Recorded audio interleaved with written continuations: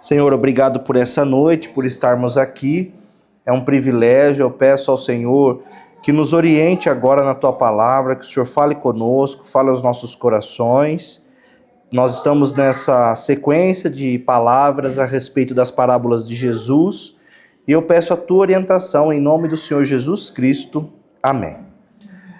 Eu queria dar as boas-vindas a todos os amigos, que estão conosco hoje. Para nós é uma alegria muito grande, A Joana trouxe seu amigo. Hoje nós temos muitos retornos aqui, então a gente fica muito feliz, Muito alegre. Pessoal, hoje nós vamos ler um texto, Mateus capítulo 18, versículo 21. Poucas parábolas de Jesus eu li aqui para vocês e li o contexto. Normalmente haviam perguntas a Jesus, feitas a Jesus, e ele respondia essas perguntas com parábolas. Nem em todas as oportunidades eu li o contexto, mas hoje eu considerei o contexto muito importante para essa parábola. Então, Mateus, no capítulo 18, a partir do versículo 21, a Bíblia diz assim: Então Pedro chegou perto de Jesus e perguntou: Senhor, quantas vezes devo perdoar o meu irmão que peca contra mim? 7 vezes? Não, respondeu Jesus. Você não deve perdoar 7 vezes, mas 77. Porque o reino dos céus... Então agora ele responde a pergunta de Pedro, e aí além da resposta, ele dá uma parábola. Porque o reino dos céus é como um rei que resolve fazer um acerto de contas com os seus empregados. Logo no começo trouxeram um que lhe devia milhões de moedas de prata. Olha a expressão, a quantia que ele devia, milhões. Mas o empregado não tinha dinheiro para pagar. Então, para pagar a dívida, o seu patrão, o rei, ordenou que fossem vendidos como escravos o empregado, sua esposa e seus filhos, e que fosse vendido também tudo que ele possuía. Mas o empregado se ajoelhou diante do patrão e pediu: tenha paciência comigo, e eu pagarei tudo ao Senhor. O patrão teve pena dele, perdoou a dívida e deixou que ele fosse embora. O empregado saiu e encontrou um dos seus companheiros de trabalho, que lhe devia 100 moedas. 100 moedas de prata. Então ele devia milhões a esse patrão e teve a dívida perdoada, e agora ele encontrou um companheiro que lhe devia 100 moedas de prata. Ele pegou esse companheiro pelo pescoço e começou a sacudi-lo, dizendo: pague o que me deve. Então seu companheiro se ajoelhou e pediu: tenha paciência comigo e eu lhe pagarei tudo o que te devo. Mas ele não concordou. Pelo contrário, mandou pôr o outro na cadeia até que pagasse a dívida. Quando os outros empregados viram o que havia acontecido, ficaram revoltados e foram contar tudo ao patrão. Aí o patrão chamou aquele empregado e disse: empregado miserável, você me pediu e por isso eu perdoei tudo o que você me devia. Portanto, você deveria ter pena do seu companheiro, como eu tive pena de você. O patrão ficou com muita raiva, mandou o empregado para a cadeia a fim de ser castigado, até que pagasse toda a dívida. E Jesus terminou essa parábola dizendo: é isso o que meu Pai, que está no céu, vai fazer com vocês, se cada um não perdoar sinceramente o seu irmão. Então, nós temos um tema não muito fácil de lidar na palavra de Deus, vou ser sincero.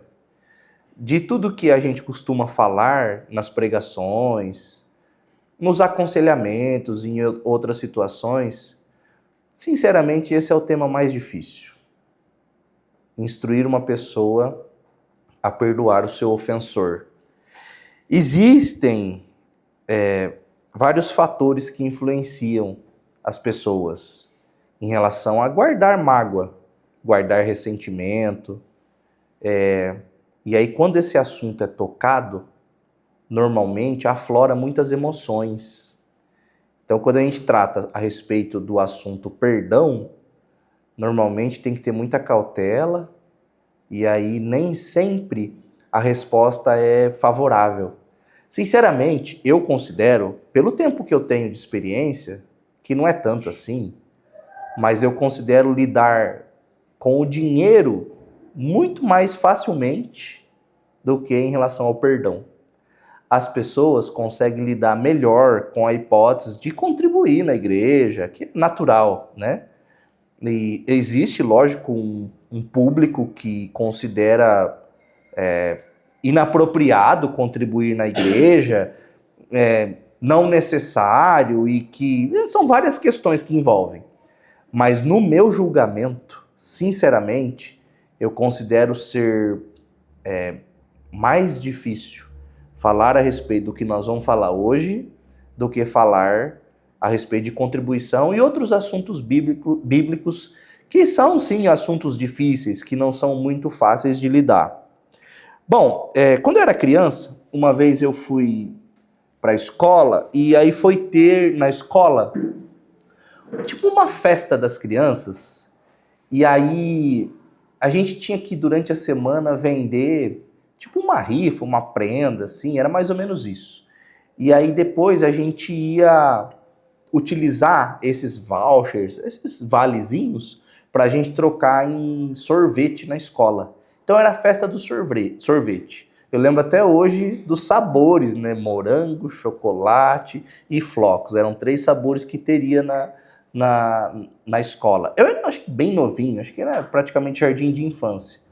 Bom, para a gente hoje parece não ser muito dinheiro, mas o dinheiro que eu tive que levar para a escola foram R$5. Foi tipo assim, lógico que eu não consegui vender para ninguém nada, vender prenda, né? Chegar, ó, compra isso aqui, aí a pessoa compra, dá o dinheiro, mas peraí, mas o que eu ganho? Não, você só comprou esse papelzinho aí. Então, não consegui vender nada para ninguém e acabou que quem me deu o dinheiro foi meu pai. Bom, fui para a escola, mas tipo assim, eu coloquei o dinheiro no bolso, aí eu cheguei na escola, eu coloquei dentro do caderno, aí daqui 5 minutos eu coloquei dentro do bolso da bolsa, sabe quando você não sabe nem onde guardar direito? Eu falei, meu Deus, eu preciso guardar esse dinheiro, não posso perder esse dinheiro. E fiquei com isso na cabeça. Bom, adivinha, perdi o dinheiro. Perdi o dinheiro, fui até a professora, não estou conseguindo encontrar meus R$5. E aí imagina uma criança, eu devia ter uns 7, 8 anos, era bem novinho. Imagina uma criança que vai ter na escola a festa do sorvete. E aí imagina o meu pensamento de tipo assim, vai estar todo mundo tomando sorvete e eu não vou tomar sorvete, e eu gosto de sorvete. E aí, imagina, sabe, o que tá girando, e eu procurava esse dinheiro e não encontrava. Aí a professora deduziu que alguém tinha pego. Mas eu não falei nada disso, né? Aí vamos tentar encontrar esse dinheiro então, e revira a cadeira, e revira a mesa. Só faltou revistar os alunos. Eu acho que era o próximo passo, sinceramente, era revistar as outras crianças. Bom, o meu amigo que estava perto de mim falou assim, será que não está no bolso do seu short? Tava no bolso do meu short. E aí, eu fiquei super feliz que eu encontrei. Resolvemos o problema. Não, pelo contrário, arrumamos um problema.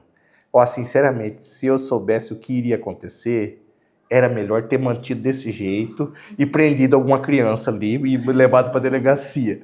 Porque aí a professora falou, tá no bolso do seu short, seu irresponsável, onde já se viu. Agora você vai vir diante de todos os seus colegas e você vai pedir perdão pelo que você fez. Isso foi um constrangimento muito grande. Quando eu fui na frente da escola, tinha um rapazinho que eu já não gostava muito dele, ele também já não gostava muito de mim. O que ele fez? Comemorou. Ficou feliz que eu teria que pedir perdão para todo mundo. Ficou super feliz, super contente. Bom, isso foi um constrangimento que aconteceu comigo, né? E até sinceramente, eu estava lembrando disso, eu vou ser sincero com vocês, durante muito tempo eu tive até dificuldade de contar isso. Olha só, é uma coisa que não é tão relevante, tão importante, mas para uma criança teve uma conotação importante. E o que me deixou mais chateado, lógico, a professora é uma pessoa madura, né? Ó, você vai ter que pedir perdão agora como se eu tivesse cometido um crime ou feito uma acusação falsa, que não era o caso. E o rapaz ali, que estava em circunstâncias semelhantes à minha, ele também era um aluno, ele também tinha a mesma idade que eu, ele também era uma criança, circunstâncias semelhantes à minha. E aí ele feliz, comemorando o meu constrangimento. Bom, por que eu estou contando isso? Pedro perguntou para Jesus quantas vezes ele deveria perdoar o irmão.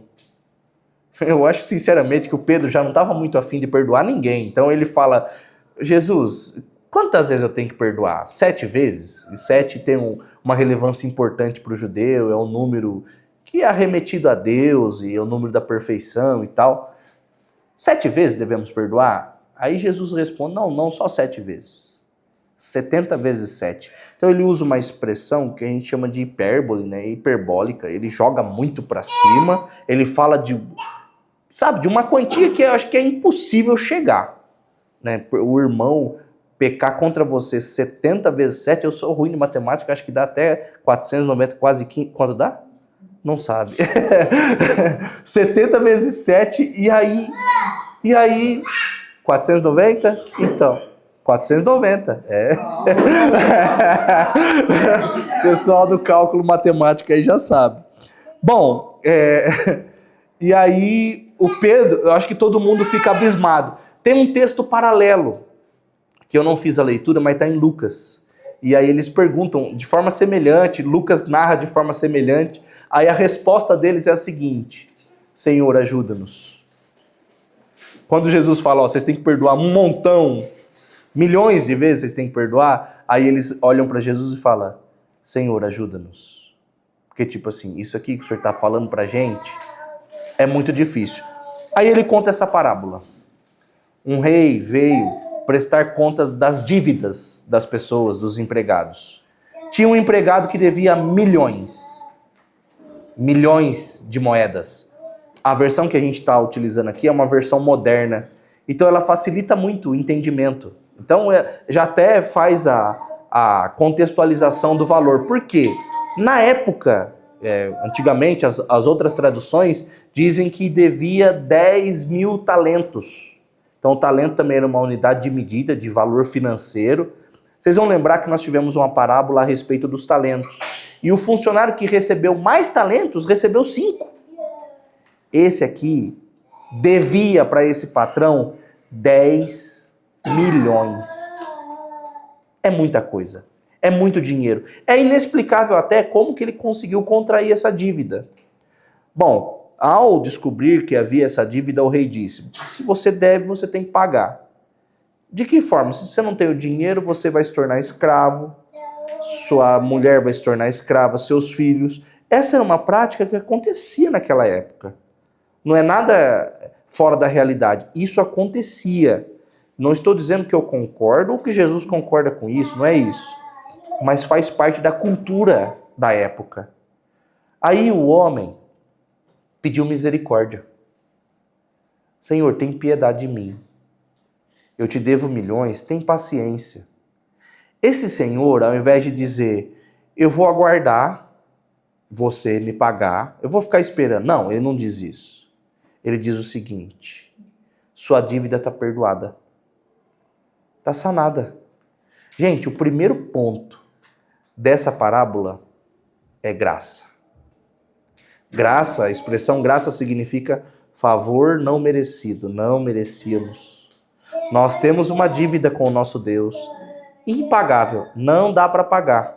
E aí, o nosso Deus, de forma graciosa, generosa, inexplicável, não tem parâmetro, não dá para explicar, não cabe no nosso pensamento, nos nossos padrões, ele vem e nos perdoa. Diversas outras parábolas que eu narrei para vocês ao longo dessas semanas, nós vemos que Jesus falava para as pessoas, vai lá, faz o mesmo. E aí o que dá a entender é que esse rei, ele deixa isso implícito para esse servo. Vai lá e faz o mesmo. Bom, saindo dali, gente, no minuto seguinte, ele sai dali e ele encontra uma pessoa que lhe devia uma quantia muito pequena. Não tem comparação com o quanto ele devia. Não se compara. São milhões de moedas de prata e para esse ele encontra alguém que lhe deve 100 moedas de prata. A Bíblia usa uma expressão interessante, né? Porque ele voou no pescoço de quem estava devendo, grudou no pescoço dele e me paga. Me paga. Gente, são minutos antes. Minutos, ele conseguiu uma graça de deixar de pagar uma dívida milionária. Uma fortuna. E qual é o procedimento dele nesse próximo minuto? Cobrar uma dívida. Infelizmente, nós, seres humanos, temos muita dificuldade de nos parecer com Jesus. Jesus abriu mão da sua posição de Deus para tomar uma posição semelhante a nós. Para ficar parecido com o ser humano, ele se tornou ser humano. Maria, mãe de Jesus, trocou a fralda dele, deu de mamar para ele. Ele nasceu num estábulo de cavalos. Ué, ele percebe que é um Deus que toma forma humana. Sinceramente, a gente chama na teologia isso de kenosis, que é esvaziamento. Deus se tornar ser humano é muito mais difícil, sinceramente, do que a gente ser parecido com Jesus.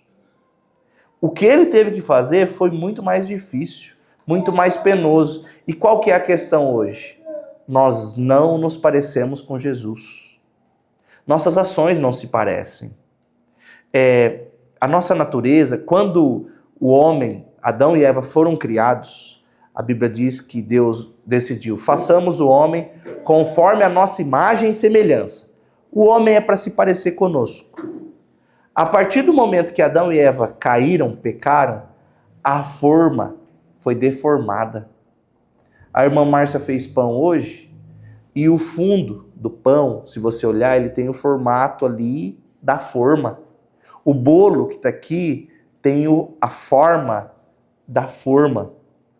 Quando Adão e Eva pecaram, a forma do ser humano foi quebrada, ela foi machucada, foi deformada, essa é a expressão adequada.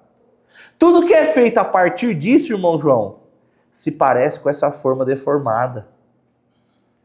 O ser humano se parecia com Deus, mas a partir do momento que Adão e Eva pecaram, agora a forma tem um vinco, tem um canto.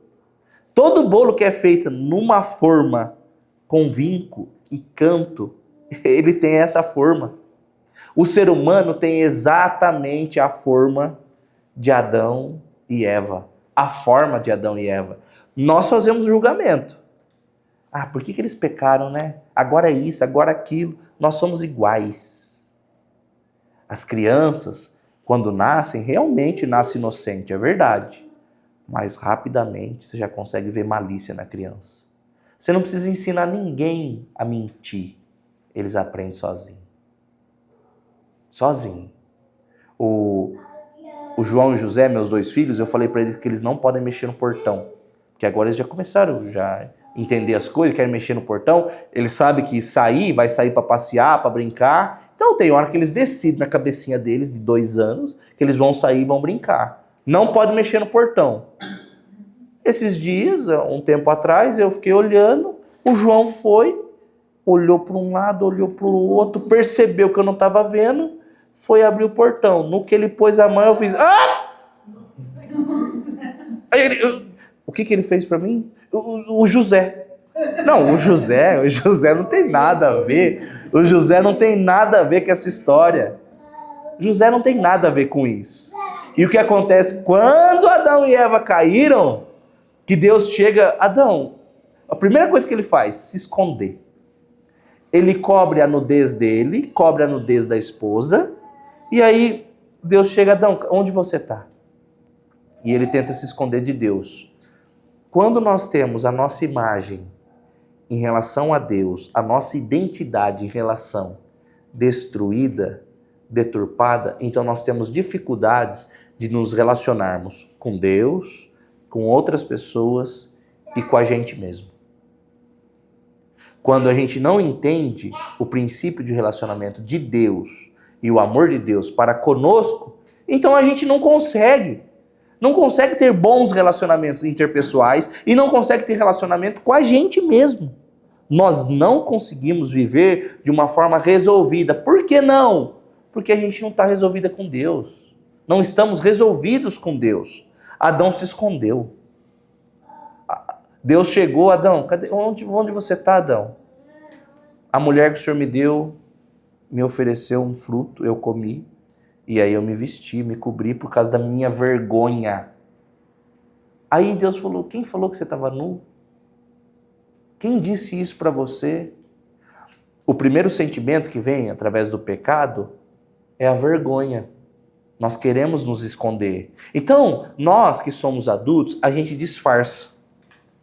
A gente vai comer uma refeição na casa de um amigo e talvez você não goste muito do tempero. Mas você adulto, o que você faz? Tá uma delícia. Aí seu filho de 4 anos tá ali, faz o quê? Eca, não quero.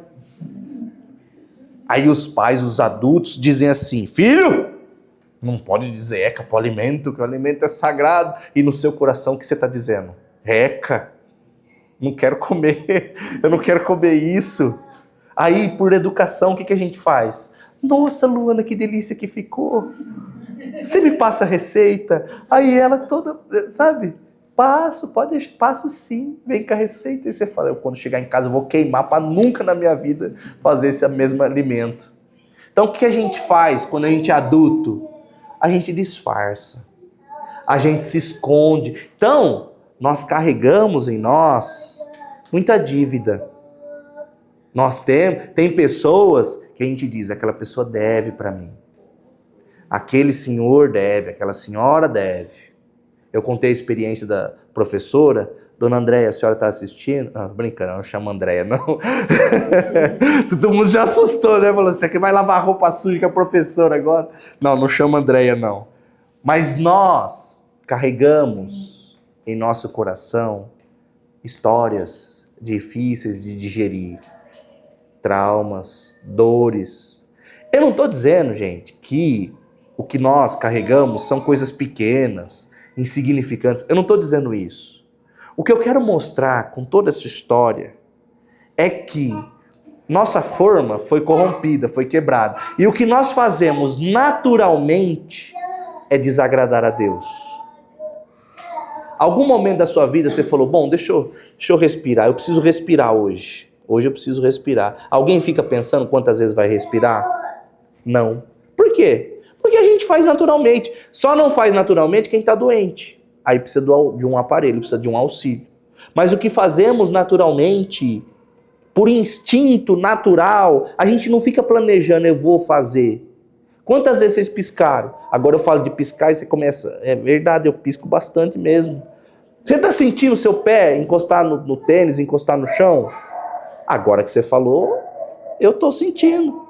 Por que o nosso cérebro anula essas informações? Porque senão a gente fica maluco. Se o meu cérebro ficar falando assim, pisca, respira, o pé está encostado no chão, o corpo está encostado na cadeira, a gente fica louco. Então ele vai anulando as coisas que são naturais. Deixa eu explicar para você. Desonrar a Deus, pecar, infelizmente, é da nossa natureza, é da nossa inclinação. É muito mais fácil estar em qualquer outro ambiente do que num ambiente ouvindo a palavra de Deus. É muito mais fácil. É muito mais fácil usar artifícios que nos fazem esquecer das ofensas do que encará-las, do que apresentá-las a Jesus, do que entender que eu preciso perdoar. A gente acha que o perdão é para trazer um alívio para o ofensor. O perdão é para trazer um alívio para quem está devendo. O perdão, a falta do perdão, causa mais problemas ao ofendido do que ao ofensor. Quem ofende, o ditado diz que quem ofende esquece. Ele esqueceu, ele não está nem lembrando. E aí o ofendido fica remoendo, mastigando. Existem alguns animais que são ruminantes. Eles captam o capim, eles têm vários estômagos, e aí ao longo do dia ele fica mastigando o mesmo alimento. O que é a mágoa, o ressentimento?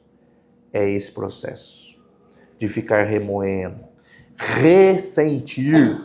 A palavra, a origem é sentir novamente. Ressentir, sentir de novo. A comparação que Jesus faz aqui nessa parábola é que um homem tinha uma dívida impagável com o rei, com Deus, e ele é perdoado. Quando ele encontra o seu, a quem estava devendo a ele cobra. Só que a comparação de valores é muito injusta. Ele devia muito mais ao rei do que aquele outro devia a ele. Mas ele tem uma inclinação. Ele deveria estar parecido com o rei. Como o rei procedeu? Perdoou uma dívida milionária impagável. Como ele deveria proceder? Está perdoado. Está perdoado também. Deixa eu contar uma coisa para você. Eu acabei de receber um perdão de uma dívida muito maior do que a sua. Os dois deveriam se abraçar, ficar felizes. Mas é isso que aconteceu? Não. Por quê? Porque esse servo,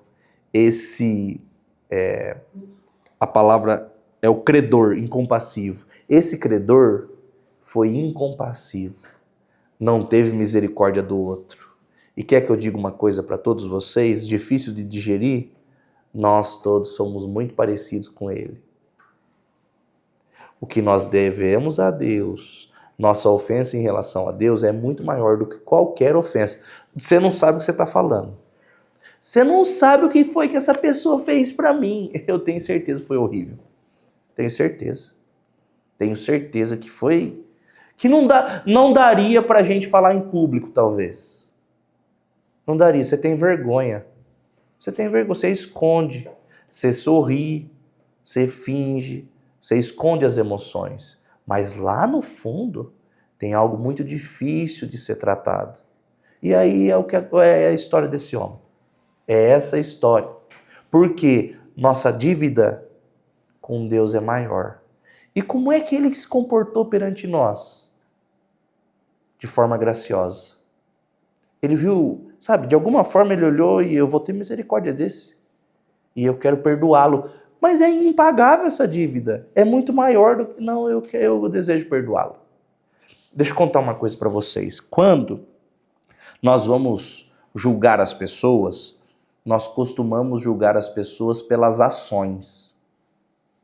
Essa pessoa fez isso, isso e isso. Quando diz respeito a nós costumamos nos julgar pelas nossas intenções. Eu fiz isso, mas eu queria fazer isso. A minha intenção, Gustavo, era essa. Já viu briga de casal? O que você fez? Não, eu chamei ele de burro. Chamou ele de burro? Aí o outro ofendido, mas eu só estava querendo dizer para ele que, na verdade, ele precisa ser um pouquinho mais esperto, mais... E aí, o que acontece? Nós temos intenções de um lado e ações do outro. Quando diz respeito às pessoas, principalmente quem a gente não gosta. Principalmente quem a gente não gosta. A gente julga pelas ações. E quem a gente gosta, ou a nós mesmos, nós julgamos pelas nossas intenções. Qual é o problema desse credor incompassivo? Ele é movido pelo desejo da natureza humana. Tem uma frase que é bem interessante. Bom, o autor do livro Os 7 Hábitos, ele diz: somos muito mais exigentes com os outros e muito mais tolerantes com a gente mesmo. É verdade, não é? Quer dizer, quando a gente comete um erro, a gente vem, a gente se explica. Não, na verdade eu não queria. Na verdade a gente inventa uma história, não é? Quando Deus chegou para Adão, o que ele falou? A mulher que o Senhor criou, a culpa é da mulher e a culpa é do Senhor, não tem nada a ver comigo. Então nós costumamos ter muitas desculpas. Bom, a nossa natureza, caída nos impede de ser uma pessoa misericordiosa, ser uma pessoa compassiva. O natural é fazer tudo pelo nosso instinto. A frase que eu queria dizer para vocês é a seguinte: nós não somos livres se somos movidos pelo nosso desejo. O desejo é senhor cruel. Ele promete liberdade, mas ele acorrenta. Quem o alimenta, torna-se servo dele. Quem o domina, encontra a verdadeira liberdade. Nós costumamos ser escravos do nosso desejo. Eu quero muito isso. Eu quero isso. E para conseguir aquilo que a gente quer, o nosso desejo, então a gente vai e se torna escravo do desejo. Quem alimenta o seu desejo se torna escravo. Quem o domina se torna realmente livre. Em João, no capítulo 8, Jesus, ele faz toda uma estratégia, eu acho sensacional isso, eu acho bonito, porque a estratégia dele é estar exatamente no caminho de uma mulher que seria apedrejada. O texto está em João, capítulo 8, e aí diz que é bem de manhã, e Jesus está perto do templo, na última rua de Jerusalém, pertinho do muro. No final da cidade. A cidade está acabando, está ao final da cidade. Aí Jesus está ali, ele está explicando muitas coisas para as pessoas, e aí chegam os mestres da lei e os fariseus. Eles chegam com uma mulher e eles dizem assim: essa mulher foi pega em adultério. É interessante, cadê o homem? Cadê o homem? Ele foi astuto? Foi esperto e fugiu? Ou ele foi considerado inocente e só levaram a mulher? Cadê esse homem? Ela foi pega em adultério. O cara foi rápido, fugiu? Não sei. Eu sei que estava um monte de homem com um monte de pedra na mão e tinha uma mulher lá. E aí, chegaram para Jesus e falaram: Jesus, a lei manda apedrejar essa mulher. Gente, ela ia ser apedrejada 2, 3 minutos. É atravessando o muro. É a última esperança dessa mulher. E aí eles trazem essa mulher. Gente, sinceramente, você quer que eu falo? Eles já sabiam da mulher, já sabiam dos homens. Era bem provável que os homens que estavam ali atirando pedra, ou eles já tinham desejado essa mulher, ou eles já tinham estado com ela, eu não sei. Eu sei que é o seguinte, foi tudo arquitetado. Eles já sabiam, entende? Eles queriam pôr Jesus à prova. E para pôr Jesus à prova, eles estão sacrificando a vida de uma mulher. A lei manda apedrejar Jesus. E o que o Senhor manda fazer? A Bíblia diz que ele, com uma vareta, ele fica escrevendo no chão. Ninguém sabe o que ele está escrevendo. Tem um texto em Jeremias, no capítulo 17, que talvez a gente possa presumir o que ele estava escrevendo. A Bíblia diz em Jeremias, no capítulo 17, versículo 13, que Jesus, o Messias prometido, iria escrever o nome dos pecadores e os seus pecados na poeira. Você já imaginou a cena? Se tem uma galera com pedras na mão e Jesus escreve lá: Everson, tal pecado. Fulano de tal, não vou ficar citando o nome de vocês para não constranger, mas todos nós estamos no mesmo barco, mas está escrevendo lá: fulano de tal pecado. Fulano, tal. Aí ele fala assim: quem não tiver pecado, pode atirar, pode começar a atirar. Atire a primeira pedra. É que eu falei na nova versão Everson Fernando.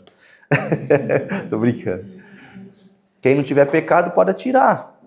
A Bíblia diz que todo mundo foi embora. Começou pelos mais velhos. Por que vocês acham que começou pelos mais velhos? Quem é mais rigoroso com o pecado hoje? Os jovens ou os mais velhos? Na opinião de vocês, quem é mais rigoroso com o pecado? Os mais velhos são mais rigorosos do que os mais jovens, não é? Quem é que deveria jogar a pedra primeiro? Quem vocês acham? Sendo mais rigoroso com o pecado, os mais velhos, então quem deveria jogar as pedras e abandonar e ir embora primeiro deveriam ser os mais jovens. Mas a Bíblia diz que quem foi embora primeiro foram os mais velhos. Por que vocês acham? porque eu acho que eles tinham mais pecado. O nome, na hora que apareceu o nome, começou a dar a lista, quebrou o palitinho, acabou a terra, foram na praia. Então, pois é. E a Bíblia diz que os mais velhos foram embora primeiro. E aí, eu vou ser sincero, nós costumamos olhar para o pecado dos outros e apontar o dedo assim. Que divertido. Aquele lá faz isso, faz aquilo. Ah, então atraiu a mulher, fez isso, fez não sei o quê. Ah, faz isso. Então a gente vai lá e é prazeroso apontar o dedo. Parece que esse dedo está sempre assim para a gente falar do erro dos outros. Quando, na verdade, a mensagem que Jesus está passando para nós é: nós deixamos de perdoar os outros, mas nós temos pecados muito maiores. Percebe que não faz sentido o evangelho, as parábolas de Jesus, o reino de Deus, não é para fazer sentido. Nós estamos falando isso desde o primeiro dia. Não faz sentido mesmo. Não faz sentido socorrer uma pessoa, não faz sentido dar dinheiro para pobre, não faz nenhum sentido. O maior é o servo. Não, é realmente o reino de ponta cabeça. É tudo invertido. Não tem coerência com a nossa natureza, porque nós estamos falando de outra natureza. É de outra forma, não é a nossa forma. A nossa está quebrada, está corrompida, está deformada. Para a gente encerrar, eu gostaria de falar... Bom, essa mulher foi perdoada, né? Jesus olhou para a mulher. Eu fico pensando o olhar de Jesus, gente. A mulher olhando assim, eu ia morrer ali, ó. Imagina ser apedrejado, né? Sabe? Sabe? A explosão de sentimento, de emoção, sabe? Gente, eu acho que pior do que morrer é saber que você vai morrer, sabe?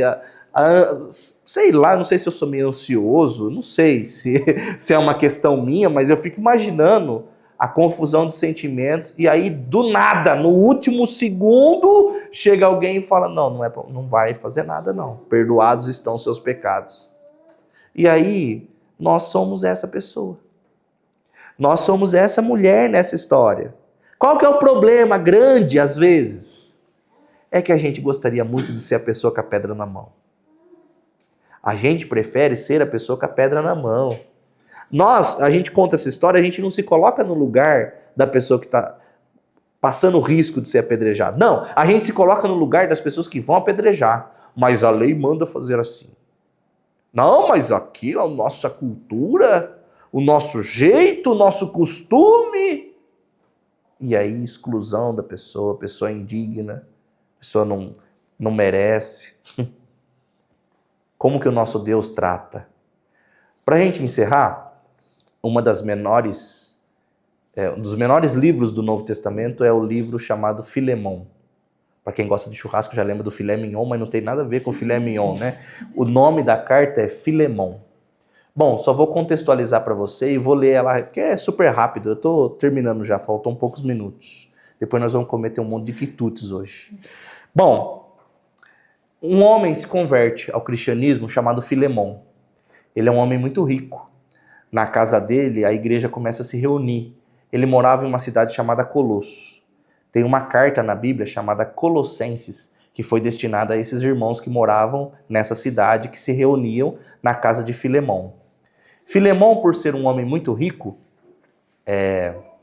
na época, os homens ricos tinham escravos, tinham servos. Quando a gente usa essa palavra, nós temos o referencial da escravidão no Brasil, né? E a escravidão no Brasil teve características muito mais difíceis do que a escravidão ao redor do mundo. Existiam servos que recebiam, que eram chamados de escravos, mas que inclusive recebiam rendimentos. Não era um funcionário, mas ele tinha uma vida diferente do que a gente vê nos filmes e da referência que a gente tem no Brasil, tá? Mas a gente utiliza o português, a língua portuguesa, então dizer escravo é considerar algo semelhante, de apanhar no tronco e tal. Eu não acho que ser escravo em qualquer época da história da humanidade seja algo bom e prazeroso. Não estou dizendo isso. Longe disso. E também a Bíblia em nenhum momento está aprovando isso, tá? A história que é contada é que esse homem rico que se converte ao evangelho tem diversos escravos. Um deles, chamado Onésimo, prejudicou o seu senhor. Provavelmente, ele roubou dinheiro de Filemon, uma certa quantia, e ele fugiu. Fugiu e levou dinheiro. Então é um prejuízo. Além do prejuízo da perda do escravo, também era do valor financeiro. Bom, Paulo era o principal apóstolo da época e ele está preso em Roma. Coincidentemente, com ele está um cara chamado Epáfras, que é o pastor de Colosso. É o pastor na casa do Filemon. Quem que é preso em Roma? O Onésimo, o escravo fugitivo. Que cela ele fica? Junto com o Paulo, junto com o Epáfras. E aí, o Onésimo se converte ao cristianismo. Ele se converteu, se arrependeu dos seus pecados. E agora é o seguinte, quem se batiza nessa fé é chamado de irmão. Quem é batizado é irmão dos outros. E agora nós temos um escravo fujão que se batizou, que se converteu. E aí ele é irmão do Senhor que ele prejudicou. E aí vamos ver o que Paulo escreve. Paulo escreve uma carta que eu chamo Carta de Amor.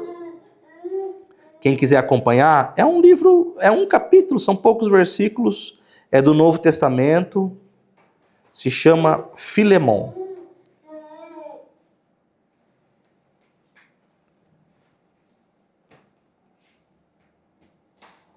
Acho que a internet falhou aqui. Deixa eu pegar aqui. Não, pega aqui.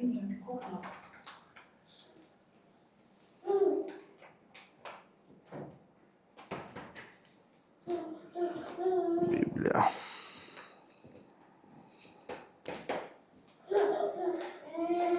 Nós vamos ler então o Novo Testamento.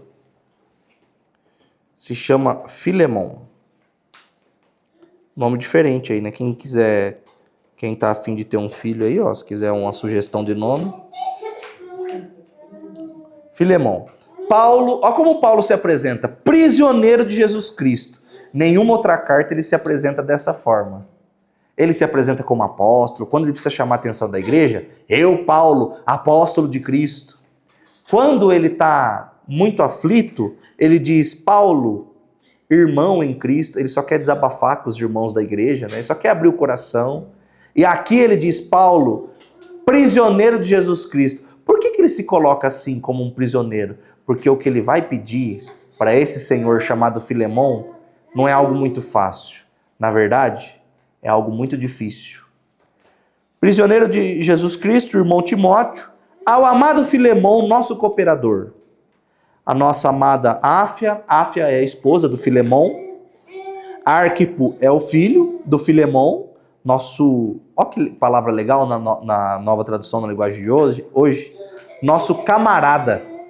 E a igreja que está em sua casa, graça a vós e paz da parte de Deus nosso Pai e do Senhor Jesus Cristo. Graças dou ao meu Deus, lembrando-me sempre de você nas minhas orações. Então ele começa, Paulo é muito inteligente, né? Ele vai pedir uma coisa difícil, então ele fala assim, eu estou sempre lembrando de você nas minhas orações, viu, Filemon?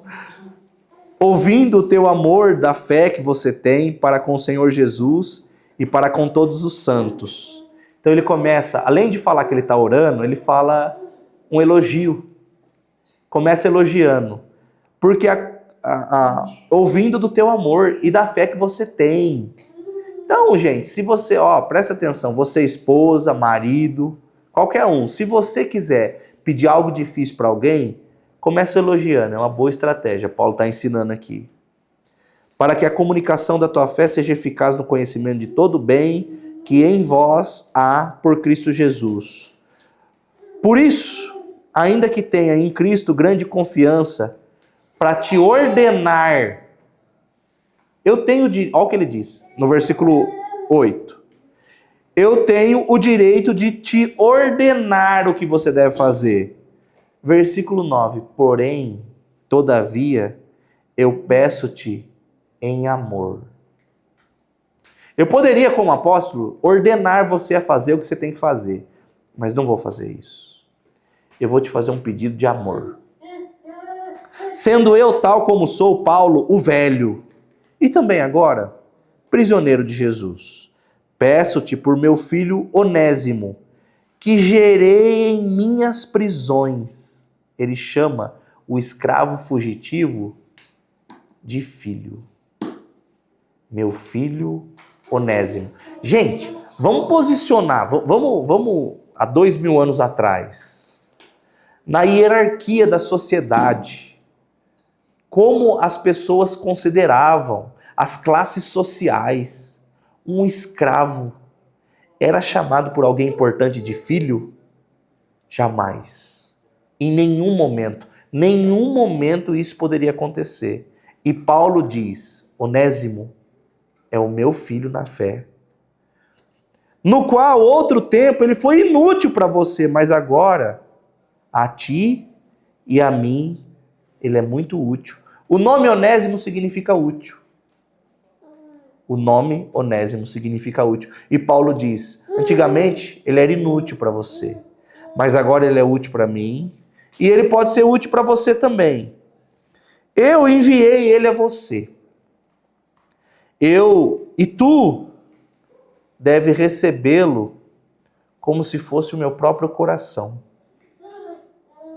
Receba-o como se fosse o meu coração. A gente costuma se colocar no lugar de Filemon, do ofendido. Onde já se viu ter que perdoar uma coisa dessa? Se coloca no lugar do Onésimo, o escravo fugitivo, que poderia inclusive ser morto. Recebeu um sinal, uma marca de ferro quente no rosto, com a letra F de fugitivo. Já imaginou a possibilidade disso acontecer? E aí ele chega perante o seu senhor, e aí quem entrega a carta para Filemon é o próprio Onésimo. Ele chega na casa do Filemon, bate na porta. Oi, Filemon. Voltei. Eu acho que a Filemon já estava arquitetando o que ele vai fazer. Então, tem uma carta do apóstolo Paulo aqui. Eu bem o quisera conservar comigo. Eu queria que o Onésimo ficasse aqui, para que por ti me servisse nas prisões do evangelho. Mas nada quis fazer sem o teu parecer, para que o teu benefício não fosse como por força, mas de forma voluntária. Porque bem pode ser que ele se tenha separado de ti por algum tempo, para que o retivesse para sempre. Não como servo. Versículo 16 eu estou. Antes, mais do que servo, agora como irmão amado, particularmente de mim, e quanto mais de ti, assim na carne como no Senhor.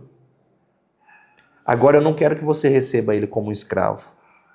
Eu quero que você receba ele como um irmão. Agora ele vai sentar na mesa, vai tomar refeições com você. E se ele fez algum dano, se ele te causou algum prejuízo, ou se ele deve alguma coisa, põe isso na minha conta. Põe na minha conta, não cobre dele não, põe na minha conta. Eu, Paulo, da minha própria mão, escrevi, eu pagarei, para te não dizer que ainda mesmo a ti próprio, a mim te deves. Você, Filemon, me deve a sua vida. Então lembre, você põe o que ele deve, o que ele está devendo para você, põe na minha conta, mas lembre de uma coisa, você me deve a vida. Então, essa carta mostra exatamente o que aconteceu naquela parábola. Uma pessoa foi perdoada de uma dívida muito grande e cobrou uma dívida muito menor. Filemon recebeu uma graça muito maior por intermédio do apóstolo Paulo, que foi a salvação. O que seria, perto da salvação, da alma, da eternidade, o que seria perdoar esse escravo fujão? O status quo é uma expressão em latim que significa o estado das coisas, como as coisas são. E como as coisas eram? Esse escravo merecia a morte. E o evangelho quebra o status quo, quebra o estado das coisas, quebra como as coisas são, esses paradigmas que carregamos. Para mim, errar é uma vez só, não tem perdão. Isso é a nossa velha natureza. É a nossa forma que foi quebrada. A Bíblia indica que precisamos nascer de novo. Então nós devemos nascer numa nova forma.